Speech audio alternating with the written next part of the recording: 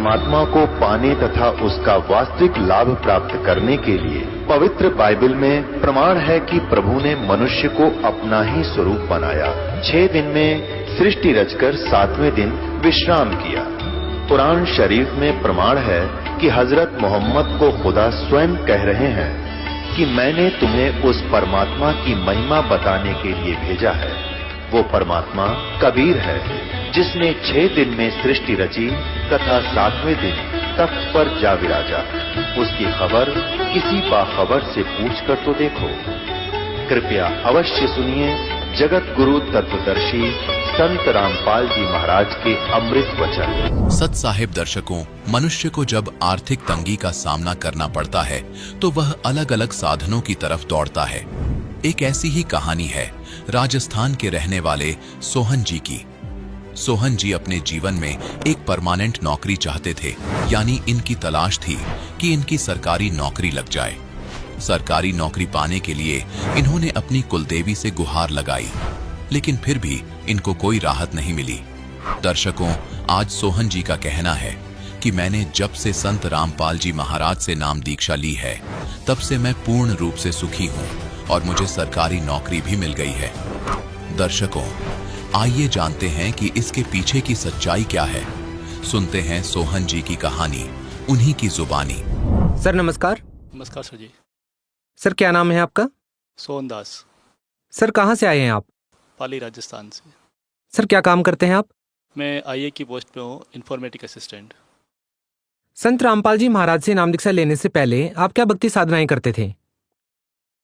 संत रामपाल जी महाराज दीक्षा लेने से पहले मैं कुल देवी और अपने कुल देवता की पूजा करते थे, जिसमें कुल देवता सोनाना खिल्ला जी महाराज, जो कि राजस्थान के अंदर देसूरी के अंदर हैं। वहाँ पर महीने में या 4 महीने में एक बार हम लोग जाते थे। वहाँ पर नारियल चढ़ाना और फेरी देना और सब तरह के कार्य करना। इसके अलावा कुल देवी जो जगदम्बा का रूप है, अर्बुदा देवी जो माउंट आबू के अंदर स्थित है, वहाँ पर साल में एक बार जाते थे। वहाँ पर प्रसादी करते थे और पूरे परिवार के साथ जाते थे और उनकी पूजा हम करते रहते। इसके अलावा मंदिरों में भी या फिर जो भी कोई गणेश चौथ होती थी या महाशिवरात्रि होती थी, वो सब तरह के व्रत उपवास भी हम लोग करते थे। सर जो पूजाएं पहले आप करते थे, उन पूजाओं के करने से आपको क्या लाभ मिला? वो पूजा और साधना जो हम करते थे, वो हम एक परंपरा के रूप में जो हमारे घर में चली आ रही थी उसके अनुरूप करते थे। उस पूजा और साधना करने से हमें कोई लाभ नहीं हुआ, उल्टे हमें उस साधना करने से दिन ब दिन परेशानियाँ बढ़ती गई, आर्थिक खर्चे बढ़ते गए। क्योंकि जब भी कोई पूजा साधना करनी होती थी तो हमें पूरे परिवार के साथ गाड़ी करके और उस स्थान पर जाना होता है, 2 दिन रुकना पड़ता है, पूरा भंडारा करना पड़ता है। सर संत रामपाल जी महाराज की शरण में कैसे आए आप? संत रामपाल जी महाराज की शरण में जब मैं स्कूल के अंदर एक प्राइवेट टीचर था, तब गर्मी की छुट्टियों के अंदर एक भगत जी ने कहा था कि हमारे गुरुजी है हरियाणा के अंदर, तो आप वहाँ पे चलो और उनका ज्ञान समझो और एक बार ऐसे ही घूम के आओ। तो वैसे हमारा हर छुट्टियों के अंदर प्रोग्राम होता था कि हमारी जो कुल देवी है माउंट आबू, वहाँ पर जाना होता था। तो इस बार गर्मी की छुट्टियों में मैं वहाँ ने जाके प्रोग्राम बनाया कि मैंने भगत जी के साथ में घूम के आ जाए। तो मैं छुट्टियों के बहाने में ऐसे ही घूमने के हिसाब से आश्रम पहुँच गया। वहाँ पर सत्संग कर रहे थे गुरुजी, उन्होंने वहाँ पर हमने सत्संग सुना। फिर कुछ भगत बाहर से आए थे, उनसे भी हमने पूछताछ की, लेकिन मेरे को कुछ समझ में नहीं आया, क्योंकि मैंने कभी न तो ज्ञान सुना था और न ही कभी गुरुजी धारण किए थे और न ही गुरु के बारे में कोई जानता था। मैं पहली बार कहीं ऐसी सत्संग में गया था जहाँ पर सारे भगत बैठ के सत्संग सुन रहे थे और ज्ञान की चर्चा कर रहे थे। लेकिन एक दिन बीत गया पूरे आश्रम के अंदर। दूसरे दिन बंदीछोड़ श्री रामपाल जी महाराज के हमने दर्शन किए। दर्शन करने के बाद में मैंने फिर नामदान लिया। संत रामपाल जी महाराज की शरण में आने के बाद आपको क्या क्या लाभ मिले? संत रामपाल जी महाराज जी से दीक्षा लेने के बाद में मुझे जो लाभ हुए, आर्थिक लाभ और सबसे बड़ा शारीरिक लाभ। आर्थिक लाभ कि मेरे पास जो भी मैं काम करता था उसमें मेरी इनकम जो होती थी खूब होती थी, लेकिन बचत कुछ नहीं होती थी। सारा पैसा केवल साधना में, पूजा पाठ में या फिर बीमारी में चला जाता था। सुबह 6 बजे से लेकर रात को 11 बजे तक मैं कंप्यूटर संबंधी काम, अकाउंटिंग का करता था, अलग अलग जगह जाकर। इनकम बहुत होने पर भी मेरा बचत कुछ नहीं हो पाती थी और मानसिक परेशानी अलग रहती थी। पहला लाभ तो ये हुआ कि परमात्मा ने मुझे सरकारी नौकरी दिला दी, जिसकी मैं कभी ज़िंदगी में कल्पना नहीं कर सकता था और मैं नहीं मानता था कि मेरी कभी नौकरी भी लगेगी। लेकिन परमात्मा की दया हो गई और मुझे सरकारी नौकरी मिल गई। बंदी चोर सदगुरु रामपाल जी महाराज की दया से हमें नौकरी मिली और आज गुरु जी संत रामपाल जी महाराज की दया से आर्थिक समस्या हमारी ख़त्म हो गई है।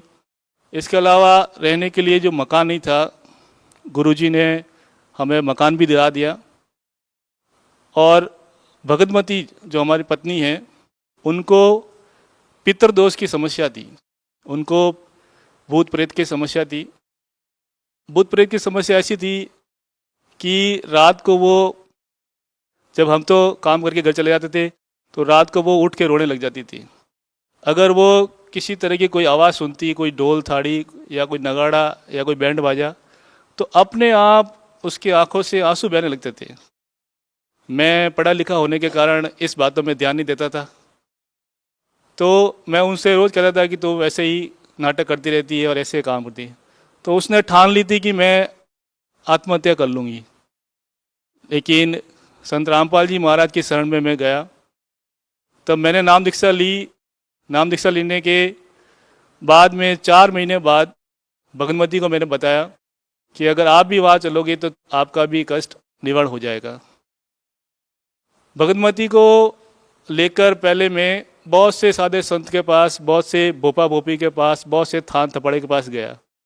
जहाँ पर भी जाता था वो यही कहते थे कि ये इनके कर्मों का दंड है, इनको भुगतना पड़ेगा और इसमें हम कुछ नहीं कर सकते। बहुत सा इलाज कराया, बहुत सा पैसा वेस्ट किया, लेकिन उसका कोई हमें लाभ नहीं मिला।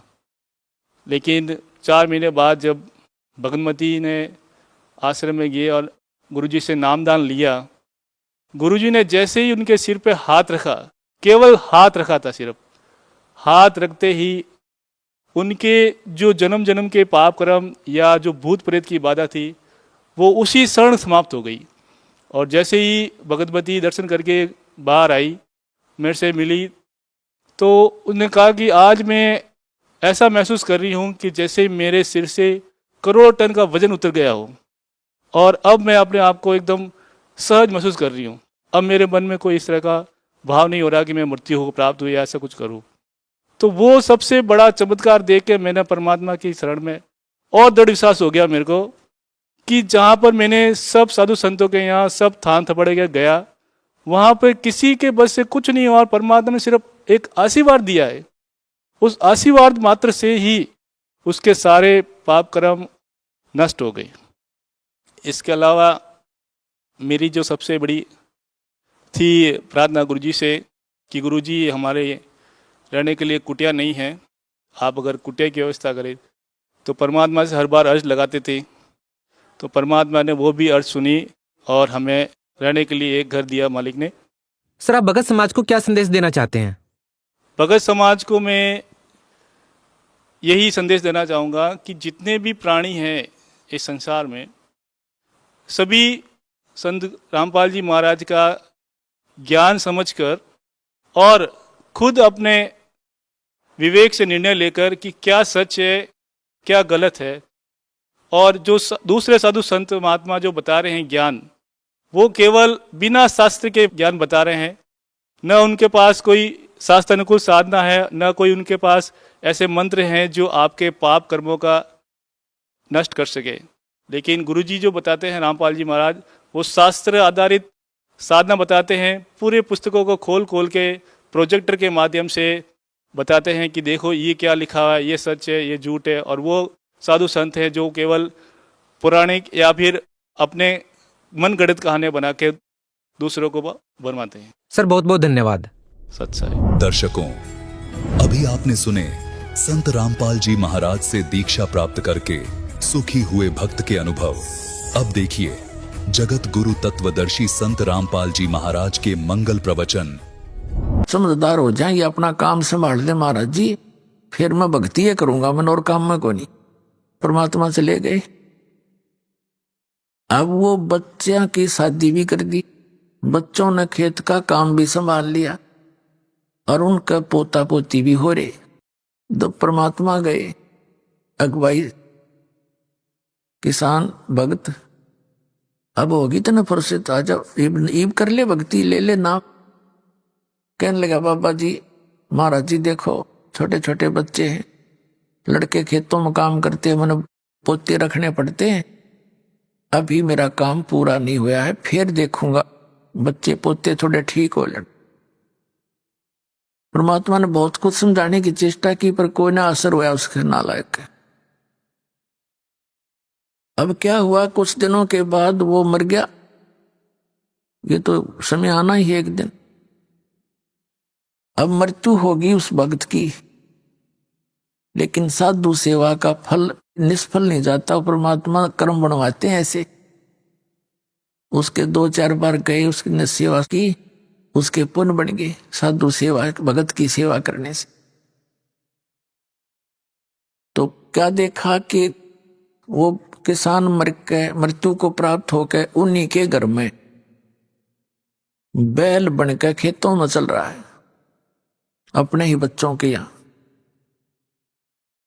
अब परमात्मा पहुंचे वहां खेत में, जहां उसका लड़का अपने पिता को बैल को जोत रहा था, उन्हीं की गाय से उत्पन्न हुआ था। कहते हैं जहां आशा ताबासा हुई और मन कर्म वचन सुमरियो सोई।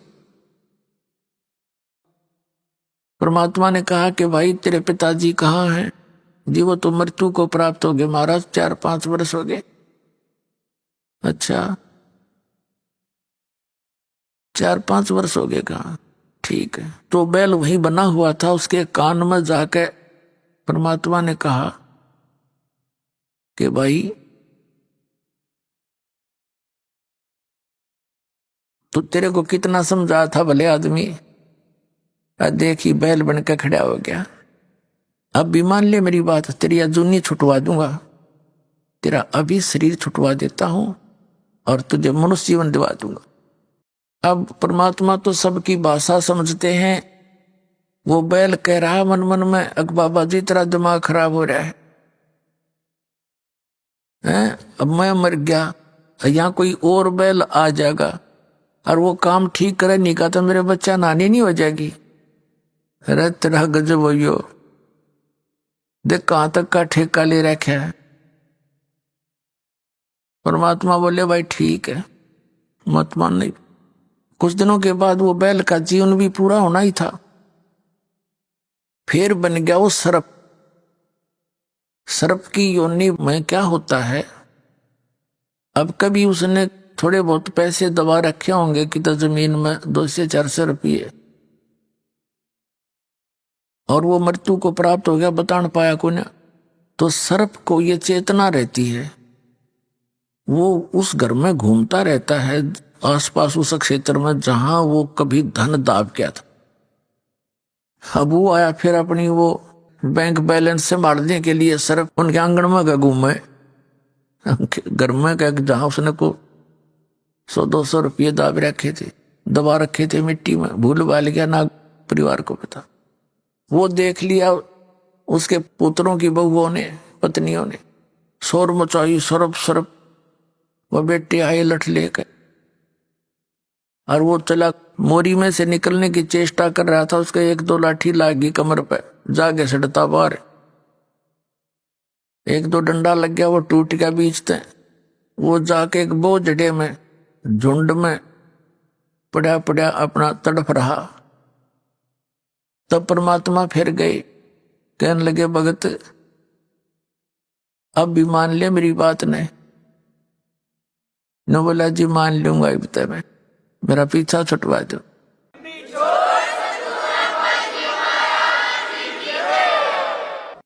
कबीर परमात्मा बोले भाई शरण मत आया पर सांकली तोड़वा का आया तू, तेरा अड्डी पसली एक होली जब समझ में आई और पहले आ जाती होती बिना तेरा काम ना बन जाता। तो पुण्यात्मा जो समझदार व्यक्ति हैं वो तो जल्दी शरण ग्रहण कर लेंगे, ना बाकी के फिर सांकली तोड़वा का आएंगे, आना पड़ेगा यहीं पर।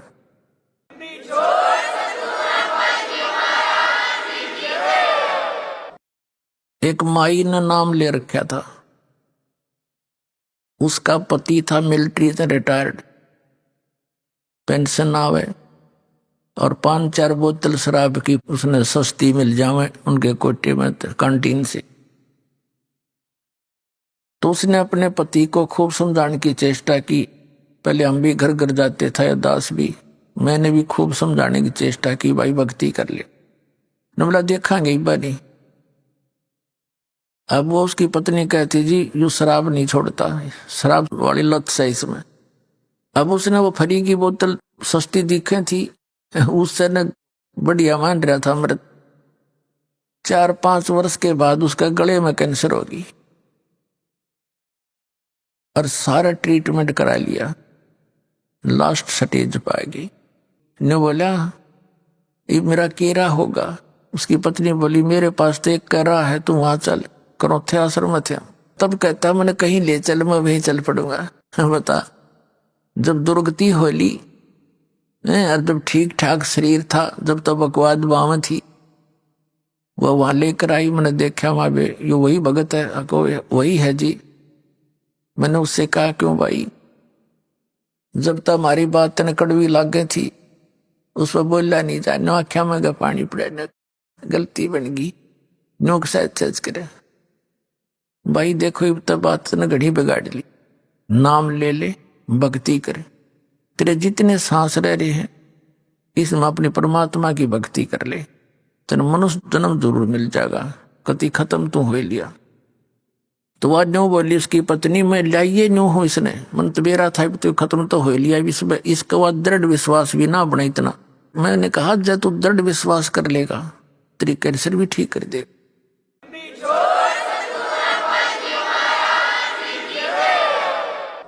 जब तो इन्हों नाक रगड़े न्यो के कति जो कहोगे वो कर लूंगा। मैं मेरे दर्द भक्ति करने का मंत्र है, इसको शुरू कर, सुनेगा। उसको 60% राहत होगी 10 से दिन में, और ठीक होते फिर लाग गया गाली देने। 2 महीने के बाद फिर कति एक बार घरवाली भी असरत में पड़ गए, रिश्तेदार भी नो के क्या हो गया और ठीक हो गया, तो जमा 60% रिकवरी होगी। फिर लाग गया बकवाद करने, नियम रखा नहीं, फिर मृत्यु को प्राप्त हो गया। तो उसको फिर भी मनुष्य जीवन कभी ना कभी दाता फेर देगा। अब शरण में शुरू हो गया तो इस एक तो बुद्धिमान तो है पहले आ जा, और कर्महीन फिर सांकली तोड़वा का आवेगा, पीछा छूटेगा यही आने से। तो बुद्धिमान व्यक्तियों को चाहिए ज्यादा देर नहीं करे, समझदार है, कोई बालक नहीं। तो पुण्यात्माओं,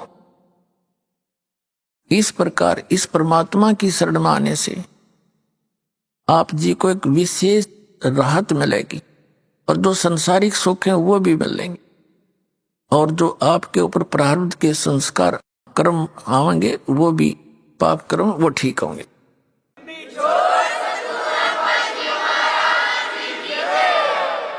कहते संत शरण में आने से आई टले बला, जय मस्तिष्क में सूली हो वो काटे में टल जावे। सतगुरु शरण में आने से आई टले बला, और जय मस्तिष्क में, जय भाग्य में मृत्यु हो, सूली की सजा हो, फांसी की सजा हो, वह काटे में टल जा। पुण्यात्माओं, ये कथाएं ही नहीं है, एक बहुत बड़ा आपके लिए एक दिशा निर्देश है इस भक्ति मार्ग। एक माई थी विधवा, उसके एक पुत्र, और वो लड़का को संगत में पड़ के शराब पीने लग गया और ना कोई काम करे। और उस माई ने अपनी 1-2 भैंस गाय बांध रखी थी, उन्हीं के दूध से अपना गुजारा वो कर रही थी। कबीर साहब की लीला है। परमात्मा कबीर जी ये हमारे पिता हैं, ये हमारी माता हैं, ये हमारे मित्र हैं, सखा हैं, ये हमारे भाई और बंधु हैं। तो ये अब हमारे लिए भटकते रहते हैं। कहते हैं सो चल सीधर मैं करूं अपने जन के काज। जहां पर भी इसकी प्यारी आत्माएं पुनर्जन्म के संबंधित कोई रहा होता वहां ये पहुंच जाते हैं। जैसे ऋग्वेद मंडल नंबर 9 सूक्त नंबर 1 मंत्र 8 में एक प्रमाण दिया है कि परमात्मा राजा के समान सब संकटों का नाश करने वाला है और वो हम सभी प्राणियों की 3 प्रकार की स्थिति से वो धारण पोषण करता है। एक शरीर में तो वो सतलोक में रहते, एक स्थिति में सिंहासन पर विराजमान है। ऐसा मनुष्य सदृश शरीर है, सिर पे मुकुट है, ऊपर छत्र है और 1 रोमकूप में करोड़ सूर्य मिला दे, करोड़ चंद्रमा, ऐसा उनका उसे अधिक प्रकाश है। ये तो परमात्मा वहां सतलोक में एक बहुत बड़े उसमें रहते हैं, एक मंदिर नुमा एक स्तूप के अंदर। और दूसरी स्थिति में वो प्रत्येक युग में शिशु रूप धारण करके कमल के फूल पर सरोवर में प्रकट होते हैं। इस कारण से वो नारायण कहलाते और धीरे धीरे बड़ा होकर के एक जन साधारण जैसी भूमिका प्रत्येक युग में करके दिखाते हैं कि भगवान न्यों मिलेगा। इन बकवादा तो भगवान नहीं मिले। परमात्मा कहते हैं कि गिरवीर जोड़ बडेर हैं ये माया के धनवंत, रावण की जो लुटेंगे जहां पाँव नडे नहीं संत, जहां संत नहीं जाते। कहते हैं गिरिवर जोड़ बडेर हैं ये माया के धनवंत, जिनके पास धन है, पैसा है, न कोई गांव में 1 नंबर का सेठ है। कहते हैं उनकी पहाड़ जैसी महिमा है और वो अंत में ऐसे लौटेंगे जैसे रावण की वीरान मिट्टी हुई थी, जहां संत की शिक्षा नहीं होती, दीक्षा नहीं होती। गिरवीर जोड़ बडेर हैं ये माया के धनवंत, रावण की जो लुटेंगे जहां पाँव नडे नहीं संत, जहां संत मेहमान नहीं होते, जहां संतों का संग नहीं होता। तो परमात्मा प्रत्येक युग में आते हैं और इस तरह की लीला करते हैं। जैसे दुल्हा रूप में एक झोंपड़ी में रहा करते थे, हाथ से काम करते थे, भक्ति भी करके दिखाते थे। उनको जरूरत नहीं थी भक्ति, लेकिन हमारे लिए एक एग्जाम्पल कोड करके गए, उदाहरण दे कर गए। वो एक भूमिका की तुम ऐसे करो। और जो भी उनके पास मेहनताना आता था कपड़े के बुनने से, उसमें से जो घर के योग्य आहार के लिए जो चाहिए था वो सामान लाकर बाकी जो पैसा बच जाता था उसका सत्संग कर देते थे, भंडारा करा देते थे। भगत बुला के खाना सत्संग करते थे, वहां खाना खिला देते थे, सत्संग भी सुनाते थे। तो हमें ये बताना चाहते थे कि तुम विश्वास करोगे ना मेरे पे, ऐसे करो फिर देखना मैं क्या करूंगा तुम्हारे लिए। एक बार किसी ने झूठी चिट्ठी डाल दी थी कबीर जी को तंग करने के लिए, नीचा दिखाने के लिए, कि वो भंडारा करेगा 3 दिन का। सब साधु संतों के डेरा में कि सभी आइयो 3 दिन का भंडारा है और 1 असर भी देगा प्रत्येक भोजन के बाद। ये लिख रखा है चिट्ठी में। एक दोहर देगा, दोहर होती थी बहुत सुंदर कंबल टाइप। तो सभी मंडलेश्वर सभी डेरा के संत अपने सारे चिल्ला ने लिया, एक जितनी बार जितनी रोटी खाएंगे। ये थमाया के पुजारी थे और सबको 1 असर भी मिल जाएगी, 1 दौर मिल जाएगी प्रत्येक भोजन पे। तो उनका मुखिया ने सोची थी खूब जोटा लगेगा, खूब पैसे मिलेंगे, खूब दौड़ मिलेंगे, उन्हें बेच के फिर पैसे ले लेंगे, अपना काम चलाएंगे। 18 लाख व्यक्ति आ गए और परमात्मा का शाम शाम का आटा बर्तनों में और कबीर जी के नाम से चिट्ठी लिख दी थी। अब परमात्मा ने दूसरा रूप बनाया, सतलोक में गए और वहां से 9 लाख बैलों से, अपने सतलोक से 9 लाख बैलों के ऊपर, पहले यही थी ट्रांसपोर्टेशन, 9 लाख बैलों के ऊपर सारा सामान लाद के, चीनी, घी, आटा, चावल, सब कुछ, और वहां ला के टेंट लगा दिए नारे नारे। वहीं सतलोक से ही परमात्मा के बच्चे हंस रूप में आए और वही हंसों को परमात्मा ने बैल बना के लाए, फिर जाके वो वैसे ही बना दिए। और बाकी सेवादार भी उनके साथ आए और अपना दूसरा रूप बना के एक टेंट में विराजमान हो गए और काशी के चौपड़ के बाजार में वहां लगा दिए हजारों की संख्या में टेंट।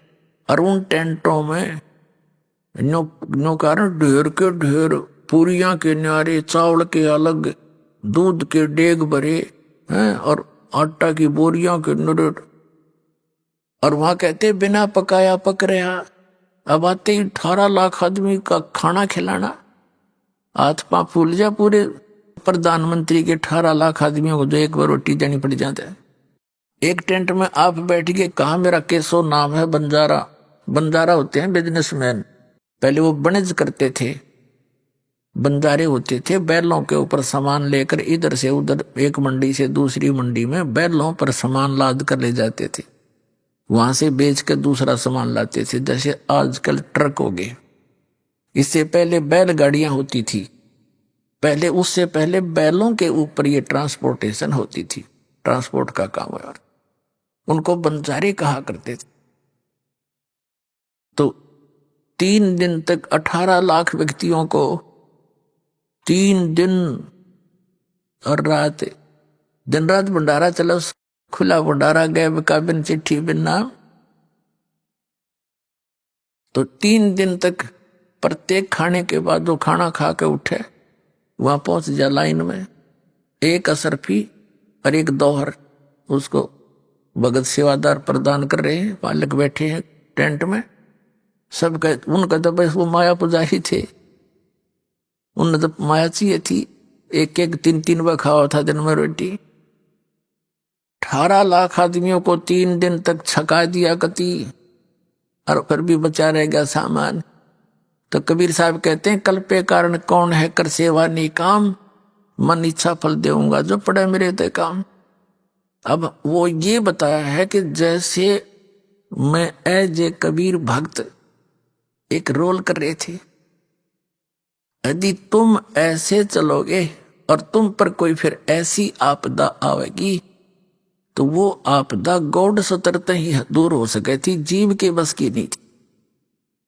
तो परमात्मा कहते हैं जब धनी ते काम पड़ेगा, तेरा कोई आपत्ति आवेगी, फिर देखना मेरे हाथ बहुचक्का कर दूंगा सारे संसार को।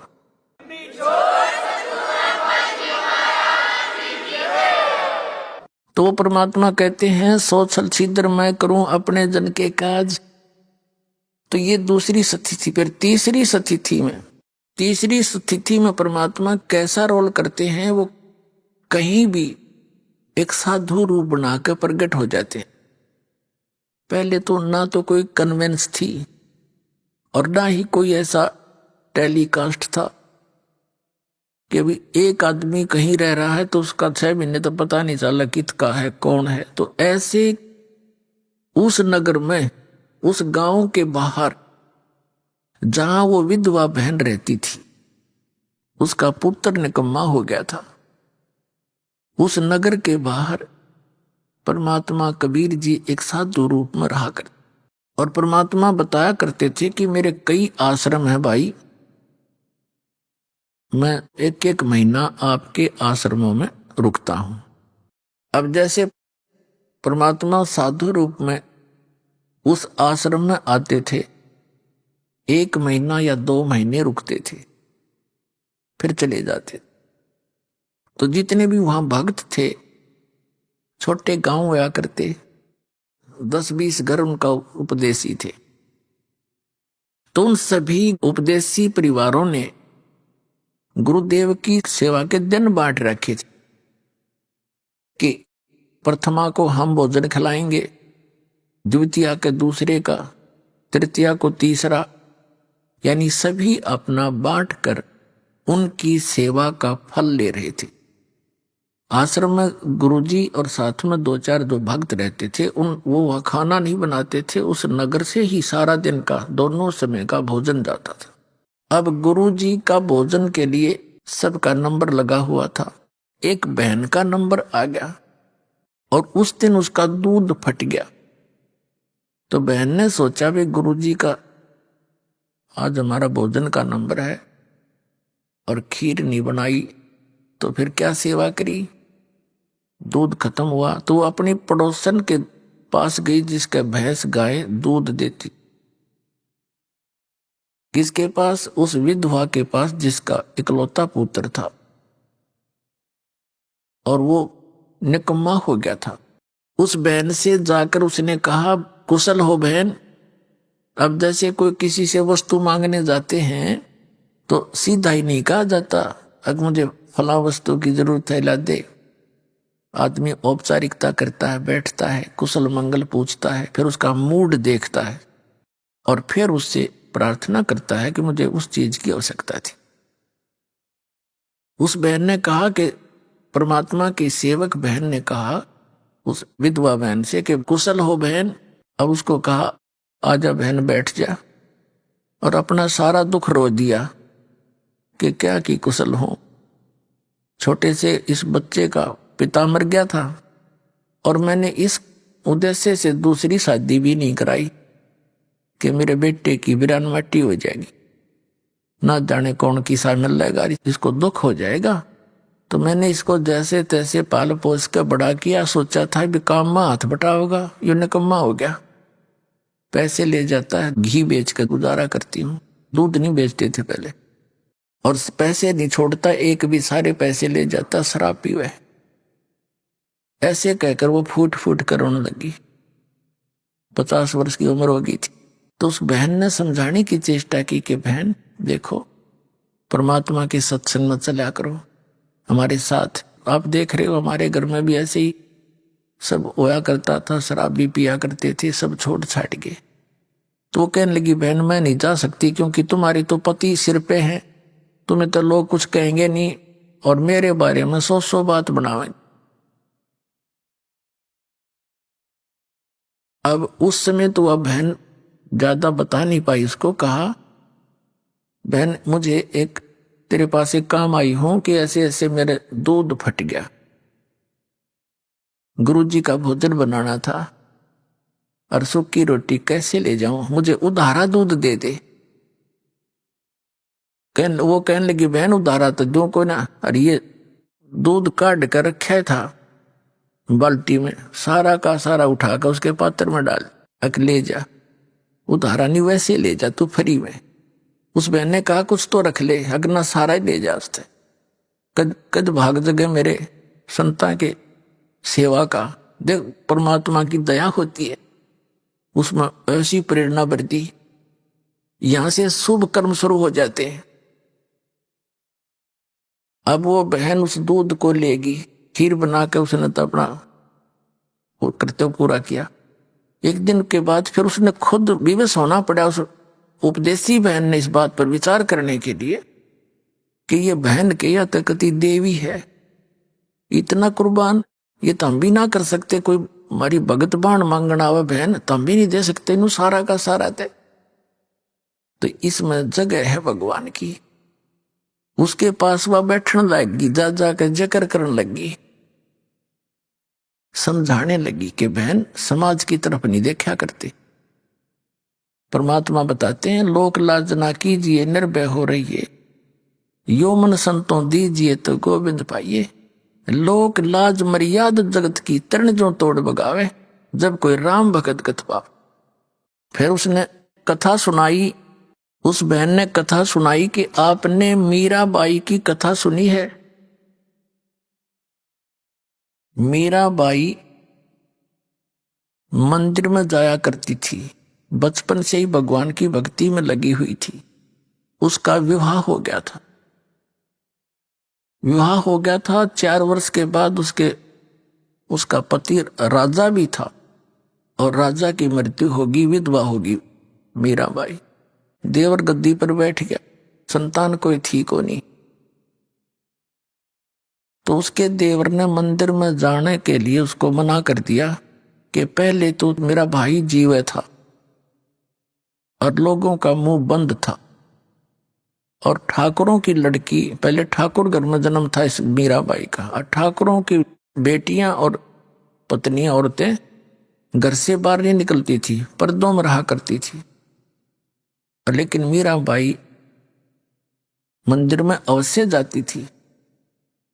उसका पति बहुत नेक आदमी था, उसने विरोध करा नहीं उसका कि कोई बात ना, तेरी आत्मा मानती है तो जाया कर। एक दो नौकरानी को साथ भेज देता था। तो फिर उसके देवर ने उस पर प्रतिबंध लगा दिया कि तू बाहर नहीं जाएगी, तेरे ऊपर पता नहीं कौन कौन के लांछन लावेगा, उंगली उठावेगी दुनिया, ये बेइज्जती में सहन नहीं कर सकता, हमारी इज्जत का नाश हो जाएगा, और तू अपने घर पे बैठ कर भक्ति कर ले। मीराबाई कहने लगी, देखो मैं मंदिर में अवश्य जाऊंगी, आप कुछ भी कहो या ना मानो। वो मंदिर में जान ले। हम ऐसे ही अनजान हैं, इस नकली परंपरा के आधार पर हम अपनी बहन बेटियों के साथ इतना जुल्म ढा देते हैं। अपने आत्माओं परमात्मा कहा करते कि बीबी पड़दा रहे थी और डोडी लगे थी बार, अब गात उगाड़े फिरती हवा बन कुतिया बाजार। नक पे सर नक पे बनी पैरे थी हार हमेल, और सुंदरी से कुतिया बनी सुर साहिब के खेल। कहते हैं वो पर्दे की सुंदरी सुनो संदेशा मोर, और गात उगाड़े फिरती है वे फिर करें सरायों शोर। पहले अच्छे पैसे वाले या उच्च श्रेणी के जो लोग माने जाते हैं, वो अपनी बहन बेटियों को घर से बाहर नहीं जाने देते थे। हमारी इज्जत का नाश हो जाएगा, हमारी बेइज्जती हो जाएगी, और सत्संग में तो जाने नहीं दिया करते। तो वहां जाए बिना इस जीव को अपने उद्देश्य का पता नहीं लगता। तो सत्संग में ना जाने के कारण वो बहनें, वो बीबी, वो औरतें जो पर्दों में रहा करती थी और सामने उनके डोडी लगाई जाती थी, कोई गैर व्यक्ति अंदर ना चला जाए। कबीर साहब कहते हैं, कबीर हरि के नाम बिना या नार कुतिया हो, और गली गली भौकत फिरे फिर टूक न डाले कोई। इसी प्रकार कहते हैं, बीबी पर्दे रहे थी और डोडी लगे थी बार, इब गात उगाड़े फिरती है बन कुतिया बाजार। वो पर्दे में रहने वाली सुंदरी भगवान की भक्ति बिना, कहते हैं आज नी वस्त्र कुतिया बनकर फिरे, वह इज्जत आज गलियां घूम रही है। और कहते हैं नक बेसर नक पे बनी है पैरे थी हार हमेल, और सुंदरी से कुतिया बनी देख परमेश्वर के खेल। फिर कहते हैं वो पर्दे की सुंदरी और सुनो संदेशा मोर, वो गात उगाड़े नंगे गात फिरती है फिर करे सरायों सर। वो राजा की रानियां, बड़े घरों की बहु बेटियां काजू किस्मत डालकर हलवा खीर बनाया करती थी, खाती थी और झूठे छोड़ देती थी। बांदियां नौकरानियां खाती थी, उनके पूर्व जन्म के संस्कार अच्छे थे। बैटरी चार्ज थी, आगे चार्जर मिला नहीं, वह बैटरी डिस्चार्ज हुई, खत्म होगी। जीवन मनुष्य का नाश हो गया भक्ति बिना। अगले जन्म में वही राजा की औरतें, उच्च घरानों की औरतें कुतिया बनकर नी वस्त्र घूम रही हैं, काजू किस्मत के खीर हलवे खाती थी। अभी आपने सुने संत रामपाल जी महाराज के मंगल प्रवचन। आइए अब सुनते हैं संत रामपाल जी महाराज से नाम दीक्षा लेकर सतभक्ति करके अद्भुत लाभ प्राप्त करने वाले अनुयायी के विचार। दर्शकों, आज हम आपको एक ऐसे श्रद्धालु का अनुभव सुनाने जा रहे हैं जिसे सुनकर आपके भी रोंगटे खड़े हो जाएंगे। ये कहानी है विक्रम जी की, जिन्होंने 16 साल की उम्र से ही कई संतों के पास जाना प्रारंभ कर दिया था। इसके अलावा ये मंदिरों मस्जिदों में भी जाया करते थे। हनुमान जी, बाबा श्याम जी और दुर्गा जी की सुनी सुनाई भक्ति साधना करते थे। दर्शकों, भक्ति इसलिए की जाती है जिससे हमारे सारे कष्ट दूर हों और हमें सुख की प्राप्ति हो। लेकिन देखा देखी भक्ति साधना कर रहे विक्रम जी के जीवन में कठिनाइयों का ऐसा दौर आया कि इन्हें शारीरिक समस्या और प्रेत बाधा ने घेर लिया। कई प्रेत आत्मा इन्हें ऐसा परेशान किया करते थे कि ये कई दिनों तक सो नहीं पाते थे। इतने परेशान हो चुके थे कि आत्महत्या करने तक का विचार इनके मन में आने लगा। तभी इनकी मुलाकात इनके स्कूल के दोस्त से हुई, जिसने बताया कि आपके सभी कष्टों का निवारण संत रामपाल जी महाराज ही कर सकते हैं। विक्रम जी ने संत रामपाल जी महाराज से नाम दीक्षा ली, जिसके बाद उनके जीवन में अद्वितीय और अद्भुत चमत्कार हुए। इनकी आर्थिक, शारीरिक और मानसिक समस्याएं दूर हो गईं। प्रेत बाधा से भी छुटकारा मिला और इनके जीवन में खुशहाली छा गई। दर्शकों, अब सुनिए विक्रम जी ने कैसे सत भक्ति की राह अपनाई और अपने जीवन की सभी समस्याओं से निजात पाई। नमस्कार जी। सत साहिब जी। सर, क्या नाम है आपका? मेरा नाम विक्रम दास है। गांव शिवानी, रत्ता मैं हिसार में हूँ और जिला हिसार, हरियाणा। सर, आपने संत रामपाल जी महाराज से नाम दीक्षा कब ली? मैं 23 मई 2010 को नाम दीक्षा ली है जी। सर, संत रामपाल जी महाराज से नाम दीक्षा लेने से पहले आप क्या भक्ति साधनाएं करते थे?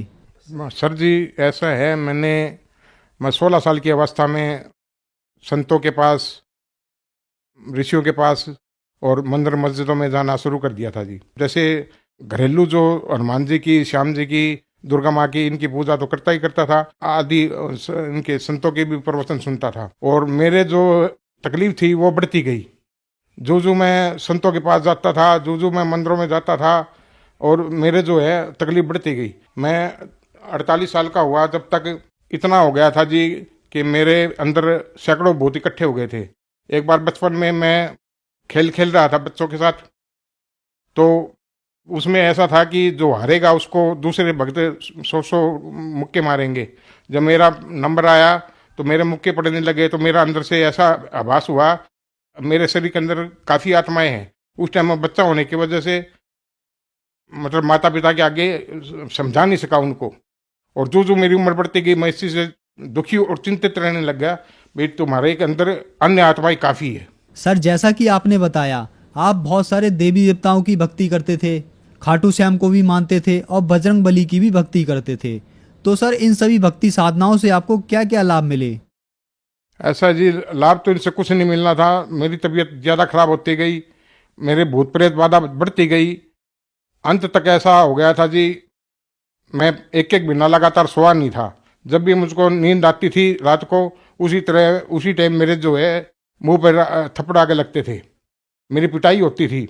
और मैंने अपने बाल भी उस टाइम जो बिल्कुल छोटे छोटे करवाते थे, क्योंकि थोड़ा सा भी सोया लेटा तो कोई बाल ऐसे पकड़ कर रात को नींद को खींचता था, बेड से नीचे कर देता था मुझको। मेरे बहुत ज़्यादा बेचैनी थी, मैं जीना भी नहीं चाहता था। मैं अनेक साधु संतों के पास भी गया, बुद्धा निकलवाने के पास भी गया, सेवड़ों के पास भी गया, तांत्रिकों के पास भी गया, मेरे कहीं भी कोई लाभ नहीं हुआ। मैं वहाँ पर रामेश्वर धाम गया, अपने ये सोचकर कि श्री राम ने जब अपने इष्ट देवता का वहाँ पर पूजा अर्पणा करी, उसके सारे संकट दूर हो गए, तो क्यों नहीं, मेरा राम भी इष्ट है और मैं वहाँ जाकर मेरी पूजा अर्चना कराऊंगा। मैंने वहाँ जाकर पूजा अर्चना की, मेरे काल सर्प योग था उसकी पूजा कराई, अन्य भी वहाँ पूजा करवाई। सर जी, वहाँ पर जब मैं लास्ट में जब मैंने गाइड किया कर रखा था, तो उससे मैंने एक पर्सन पूछा कि भाई साहब, ये मुझको जो आपने 24 कुओं में स्नान कराया है, वो 24 कुओं में क्यों स्नान कराया है? तो उसने कहा कि राम ने रावण की हत्या की, उसको ब्रह्म हत्या का दोष लग गया, और वो ब्रह्म हत्या का दोष लगने के वजह से राम ने 24 नक्षत्रों के 24 कुएं खुदाकर उसमें स्नान किया था और वो ब्रह्म हत्या से मुक्त हुए थे। सर जी, मेरे दिमाग में मेरी आत्मा ने कुचोड़ा, भी राम ने जब राक्षसों का वध करने के लिए इस धरती पर जन्म लिया है, तो फिर उसको पाप कैसे लग गया? उसके बाद क्या हुआ सर जी कि मामा समुद्र के किनारे पे बैठा हुआ था, एक व्यक्ति आया, वो जो पत्थर बेच रहा था, वो पत्थर जिसका राम सेतु बना हुआ है, वो पत्थर उससे मैंने कुछ पत्थर लिए, तो उस पत्थरों पर उसने कहा कि ये डूबेंगे नहीं पत्थर। मैंने उस पत्थरों पर राम राम लिखा, तैर रहे थे, अन्य भगवान का नाम लिखा, तैर रहे थे।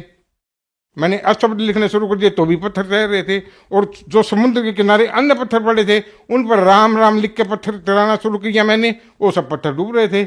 मैं एक भजन गाता था कि राम राम लिख छिला तराई, राम के श्री राम जी के गुणगान गाता था, तब ये भजन गाता था। फिर मैंने ये हुआ कि ये तू जो आज तक जो करता रहा है वो बिल्कुल नहीं है, ये तेरी आस्था के साथ जिसने भी भजन लिखा है वो भक्तों की आत्माओं के साथ वो खिलवाड़ कर रहा है। ऐसा कुछ नहीं कि राम राम लिखने से सीधा टिक जाती है। तो भगत जी मैंने बहुत अफसोस हुआ इस चीज़ का, भाई तू ये जो व्यर्थ में ही आज तक ये गाता आया है। मैं बालाजी मेहंदीपुर भी जाया करता हर 2-3 महीने के बाद एक बार। वहाँ सुना था भी संकट कर जाते हैं, वहाँ जाने से सारा सर में चक्कर काटा।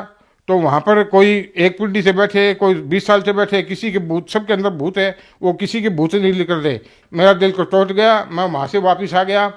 मैं बांदीकुई आ गया। बांदीकुई में मुझे एक संत मिले। संत ने मुझे कहा, भाई भूख लगी है बच्चा, कुछ खाने को मिल जाए तो मैंने कह दिया, भगत जी महाराज जी यहाँ से 30 किलोमीटर दूर मेहंदीपुर है, वहाँ हजारों स्वामनी देसी घी की रोजाना मिलती है, वहाँ पर आप जाओ, वहाँ पर आपको देसी घी का खाना मिलेगा मुफ्त में, और परमात्मा का दिया प्रसाद है। तो संत जी ने कहा, ऐसे अन्न को खाने से तो मर जाना अच्छा है। किसने कह दिया? परमात्मा थे। तो मैंने मेरा भीतर से जो मेरा इष्ट है, जो मेरा परिवार का मानता है जिसकी, उसके बारे में महाराज जी ऐसे बोल रहे हैं भी किसने कह दिया? परमात्मा थे। उन्होंने मुझे कुछ बात बताई, जैसे कि मैं सुंदरकांड का पाठ भी किया करता था। तो उन्होंने बताया कि सुंदरकांड में लिखा हुआ है कि वो प्रातः काल ले नाम लम्हारा, तातिन ने मिले आहारा। जब वो उसने आपने स्वयं ये कहा है कि मेरा नाम प्रातःकाल जो जपता है, मैं इतना नीच हूं कि उसका आहार भी नहीं मिलता। तो उसने ये कहा कि हम 1 फुट बाई 1 फुट के अंदर यदि अग्नि लगाते हैं तो उसके अंदर इतने सूक्ष्म जीव हो जाते हैं कि लाखों सूक्ष्म जीव मर जाते हैं। और उसने तो लंका के एक नगर को फूंक दिया था, कितने भीषण जीव की हत्या हुई होगी उसमें। मेरा ये सुनकर कालजा हिल गया। मैंने डरते हुए संत जी को जवाब दिया, महाराज जी वो दुष्टों का नाश करने के लिए आया था। तो महाराज जी ने कहा, तू सुंदरकांड का पाठ करता है? मैं करता हूँ जी। मुझको आश्चर्य हुआ कि महाराज जी को कैसे पता कि सुंदरकांड का पाठ करता है। सुंदरकांड का पाठ में उसमें लिखा हुआ है कि गर्भवती स्त्रियों के भी गर्भ गिर गए थे, लाखों गर्भवती स्त्रियों के भी गर्भ गिर गए थे। तो महाराज जी ने प्रश्न किया, जब वे संसार में आए नहीं, उसका क्या पता कि वो राक्षस थे या मानव थे या दानव थे। तो ये तो पता नहीं हो सकता। मैं खाटू जी भी जाता था। मेरे से उसने एक सवाल कर दिया महाराज जी ने कि आप खाटू जी जाते हो? मैं महाराज जी के तेरे के तरफ देखने लग गया। तो उन्होंने, हाँ जी खाटू जी जाता हूँ। एक बात आप बताओ कि करकंटा का और बबरीक का लड़का है ये श्याम जी महान जी, घटोत्कच और करकंटा दोनों जो है राक्षस राक्षसी थे। जब ये आप ये मानते हो कि राक्षस ही पैदा होता है, तो फिर आप श्याम जी को मानने क्यों जा रहे हो? मुझको उस बात से भी बड़ा झटका लगा। मैं घर आया, घर आके मैंने वो सारी चीज देखी और किताबों में वो सारी चीज लिखी हुई थी। सुंदरकांड का पाठ मैं रोजाना करता था, तब तक मुझे नहीं मालूम था। उसके अंदर पढ़ा तो मेरा हनुमान जी के प्रति से उसकी श्रद्धा जो थी वो मेरे दिल में खत्म हो गई। सर जी मेरी ऐसी अवस्था थी कि रात को यदि मैं जाग आ जाती तो पहले जो मैंने गुरु बना रखा था संत समझाईनाथ जी को, उनके दिए हुए मंत्र का मैं जाप करता हुआ मिलता था। ऐसी स्थिति थी जी मेरी। फिर भी मुझको उससे कोई लाभ नहीं होता था, कोई भी लाभ आज तक नहीं हुआ। मैंने उसका 32 साल लगातार नाम जाप किया है। तो वो जब महाराज ने ये कहा कि आपका ये जो संकट है ये आपका गुरु से ठीक होगा, मैं महाराज जी आपने जब इतना बता दिया ये तेरा संकट तेरे गुरु से ठीक होगा, तो आप मुझे गुरु दक्षिणा दो और मेरा संकट हरो। तो उन्होंने, मैं इसके काबिल नहीं हूँ, मैं इसके काबिल नहीं हूँ, ना मैं तेरा संकट हर सकता हूँ, तो उसके पूर्ण गुरु की तलाश करनी पड़ेगी। इस क्रम में फिर मैं संतों के पास जाने लग गया। मैं शिरडी भी गया। भाई वर्तमान में मुझे कोई ऐसा संत कोई दिखाई नहीं दिया मेरा संकट को हर ले। तो मैं एकदम निराश हो चुका था। मुझको ये लगने लग गया कि तेरा आत्म हत्या सिवाय कोई चारा नहीं है। मैंने उसका भी प्रबंध कर दिया था। मैंने सल्फास की गोली, एल्ड्रिन की बोतल, दोनों पॉइजन मैंने लाकर रख लिए थे घर पर। मगर एक बात से डर था मुझे कि यदि तू आत्महत्या कर ली तू सीधा प्रेत बनेगा। मैं प्रेत नहीं बनना चाहता था किसी भी कीमत पे। आत्महत्या, मेरी मानव योनि में रहने की मेरी कोई इच्छा नहीं थी, क्योंकि जितने भी संतों के पास जाता था ऊपर को हाथ करते थे। मैंने ये जान लिया था कि परमात्मा का निवास ऊपर है, तो ऊपर की तरफ जब हाथ करते थे मैं भी ऊपर की तरफ हाथ करता था। हे परमात्मा, मेरी ये मानव योनि जितनी शेष है परमात्मा ये समेट लो, इसके भले में भले मुझे सूअर बना दो, मगर ये मुझको मानव जीवन और नहीं दिया जाता। मेरे लिए मानव जीवन कहर बन चुका था, मगर मेरी आत्महत्या करने की हिम्मत नहीं पड़ रही थी, क्योंकि मैं भूत नहीं बनना चाहता था। सर फिर आप संत रामपाल जी महाराज की शरण में कैसे आए? सर जी, मैं कई दिन से सोया नहीं था, मुझे आराम की जरूरत थी। घरवाले ने कहा आप रात को नहीं सो सकते, आप थोड़ा सा टहल आओ, फिर आके नहा धो के सो जाना। और मैं इस क्रम में बाहर घूमने के लिए गया तो मेरा एक क्लास फेलो दोस्त मुझको मिल गया। उसने बताया कि तेरा संकट का हरण जो है ना संत रामपाल ही कर सकते हैं, इस धरती पर कोई अन्य संत नहीं है। तो मैंने उससे एड्रेस लिया, पता किया, तो उसने दूसरे भगत का नाम लिया। भी उसकी हालात देखो, उसने संत रामपाल का नाम लिया हुआ है, उसकी कैसी स्थिति थी, आज कैसी स्थिति है। मैं नहा धो के मैंने आराम करने के बजाय सीधा मैं उस भक्त के पास गया, मुझसे पूछा, उसने बोला ठीक है भैया आप नाम लो, और हमारी ये स्थिति थी, अब ठीक है।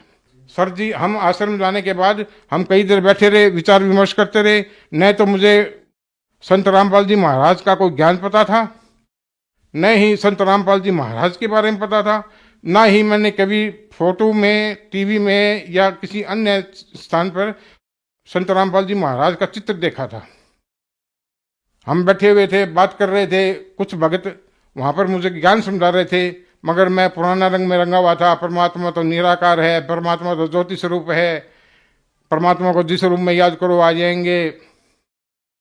तो वहां पर कई भक्तों ने सवाल उठाए, भाई अब तक क्यों नहीं आए, हृदय से आवाज नहीं लगाई आपने?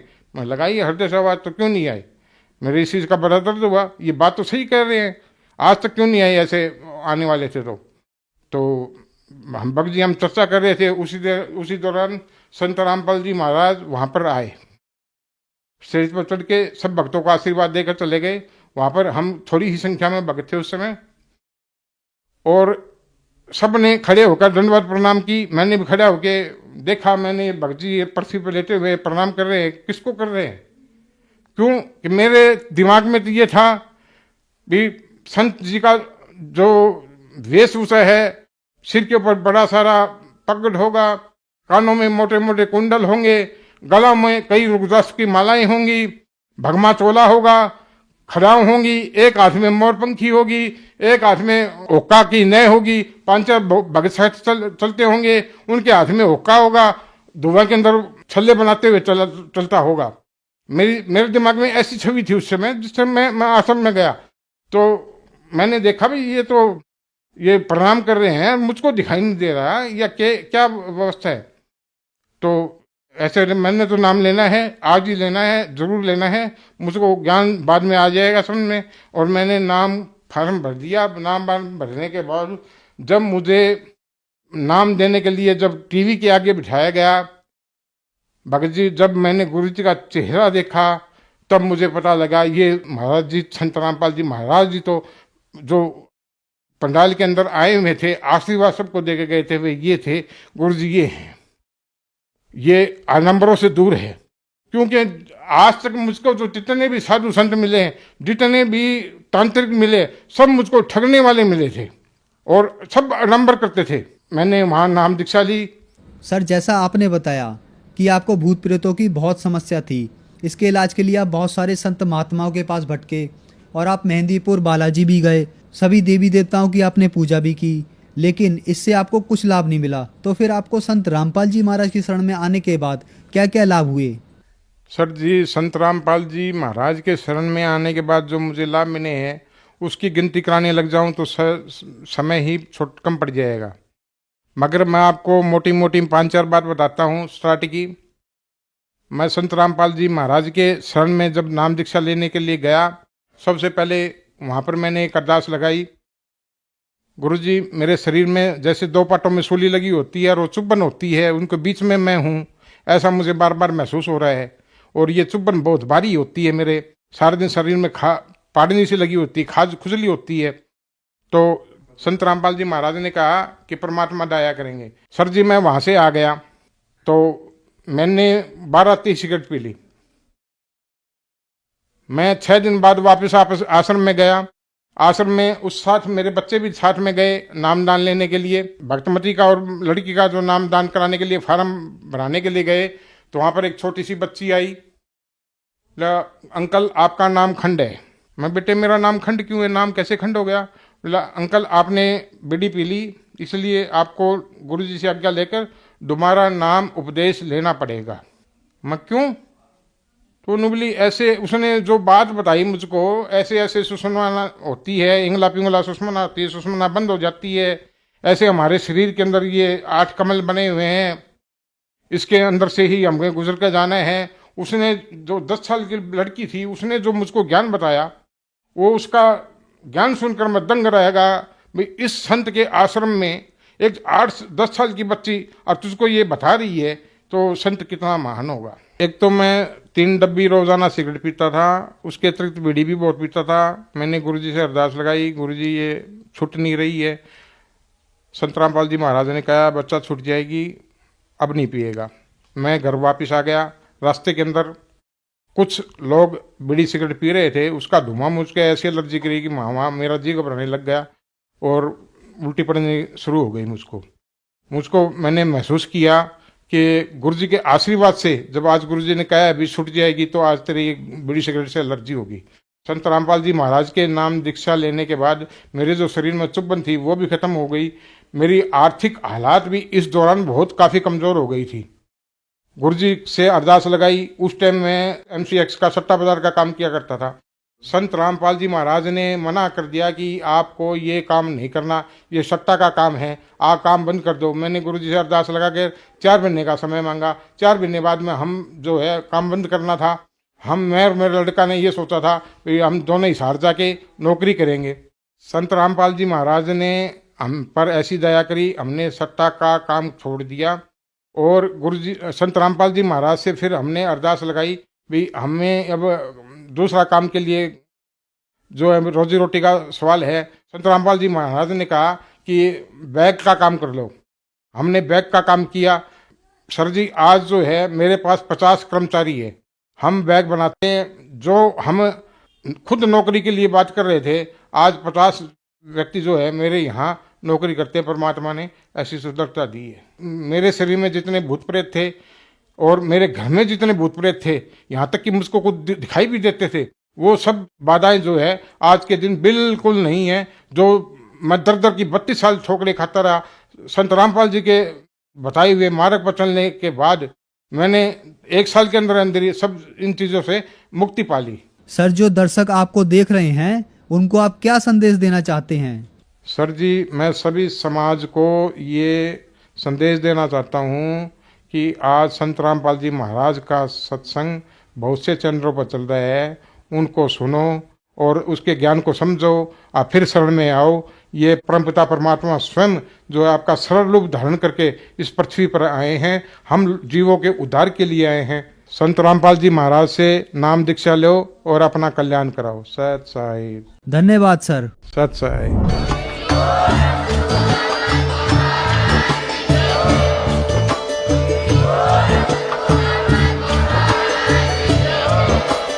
आप सुन रहे थे जगत गुरु तत्वदर्शी संत रामपाल जी महाराज जी के मंगल प्रवचन। अधिक जानकारी के लिए विजिट कीजिए हमारी वेबसाइट www.jagatgururampalji.org। संत रामपाल जी महाराज जी के शुभ आशीर्वाद से पूरे विश्व भर में 500 से भी ज्यादा नाम दीक्षा केंद्र हैं, जिन पर संत रामपाल जी महाराज जी द्वारा ऑनलाइन निशुल्क नाम दीक्षा दी जा रही है। अपने नजदीकी नाम दीक्षा केंद्र का पता करने के लिए संपर्क करें 8222880541।